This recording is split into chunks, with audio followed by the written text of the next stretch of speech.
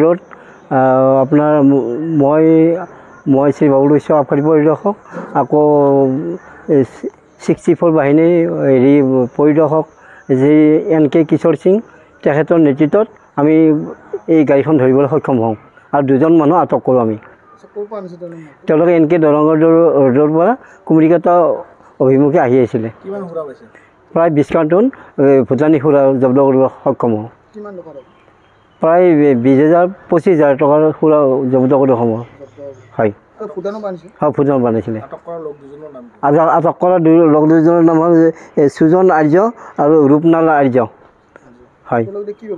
তেওঁলোকক বৰ্তমান আইনগত আমি ব্যৱস্থা ল'ম এতিয়া জেল হাতলৈ পঠিয়াই দিম এই অসম চৰকাৰ যে ৰেভিনিউ ক্ষেত্ৰত আমি ধাৰাবাহিকভাৱে আন্দোলন চলাই আছোঁ আমি এই ক্ষেত্ৰত আমি